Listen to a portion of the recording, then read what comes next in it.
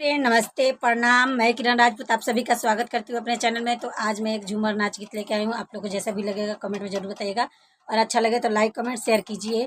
और जो मेरे चैनल पर न्यू है तो मेरे चैनल को सब्सक्राइब करिए, बेल आइकन को दबाना ना भूलिएगा ताकि मेरा न्यू वीडियो आप तक पहुँचता रहे। तो चलिए गीत को स्टार्ट करती हूँ। हंसी हंसी पूछेला राजा एक बतिया, अरे राजा एक बतिया से कैसे दुबारा लूहो मोरे धनिया से कैसे दुबारा लूहो मोरे धनिया से कैसे दुबारा लूहो मोरे धनी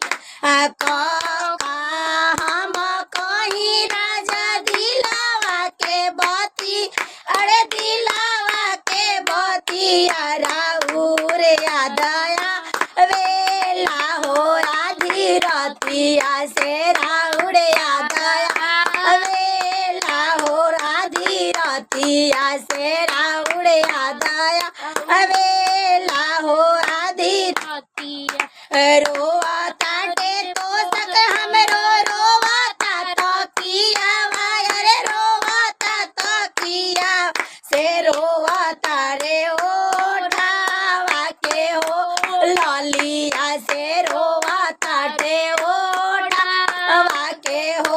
ललिया की राउर यादया वेला हो आधी रतिया की राउर यादया वेला हो आधी रती। हंसी हंसी पूछे राजा एक बतिया, अरे राजा एक बतिया से कैसे दुबारा लूहो मोरे धनिया से कैसे दुबारा लूहो मोरे धनी कैसे हम कहीं राजा दिलावा के बतिया, अरे दिलावा के बतिया से राउर यादया वेला हो आधी रतिया से राउर यादया वेला हो आधी रतिया रोआ ताटे चूड़ी हमरो रोता कंगनवा, अरे रोता कंगनवा से रोता